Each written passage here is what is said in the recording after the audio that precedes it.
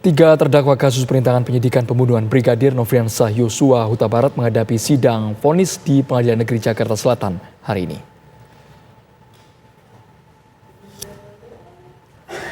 Setelah hakim memvonis Irfan Widianto pidana 10 bulan penjara, saat ini berlanjut digelar sidang vonis terdakwa Baikuni Wibowo dan juga Cuk Putranto.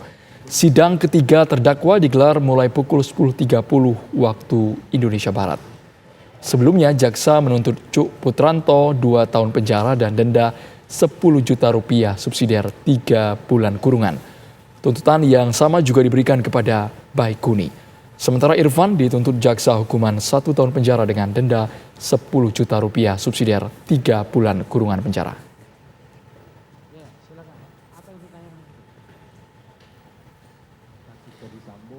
Apakah jengkal ada nembak? Begitu kita habis menonton situasinya. Kita simak langsung pemirsa sidang vonis Baikuni dari Pengadilan Negeri Jakarta Selatan berikut ini. Melakukan suatu tindak pidana maka perbuatannya haruslah memenuhi seluruh unsur dari pasal yang didakwakan kepadanya. Menimbang bahwa terdakwa didakwa dengan dakwaan gabungan atau kombinasi yang disusun secara alternatif subsidiaritas, yaitu ke-1 primer melanggar pasal 49 junto pasal 33 Undang-Undang 19 dan seterusnya, subsidiar melanggar pasal 481 junto pasal 13 Undang-Undang 19 tahun 2012 tentang perubahan atas undang-undang dan seterusnya, atau kedua melanggar pasal 233 KUHP junto pasal 51 ke-1 KUHP pidana, atau ketiga melanggar pasal 221 ayat 1 ke-2 junto pasal 5 ayat 1 ke-1 KUHP pidana. Menimbang bahwa walaupun dakwaan bersifat alternatif subsidiaritas yang memberikan kebebasan bagi majelis untuk mempertimbangkan salah satu dari dakwaan tersebut, namun untuk mencari kebenaran materi majelis tetap terlebih dahulu akan mempertimbangkan dari dakwaan ke-1. Menimbang bahwa selanjutnya karena dakwaan ke-1 berbentuk subsidiaritas, maka majelis hakim akan mempertimbangkan terlebih dahulu dakwaan ke-1 primer. Bila mana dakwaan ke-1 primer telah terbukti, maka dakwaan selanjutnya tidak perlu dipertimbangkan, harus dikesampingkan. Sebaliknya bila mana dakwaan ke-1 primer tidak terbukti, baru dakwaan selanjutnya akan dipertimbangkan.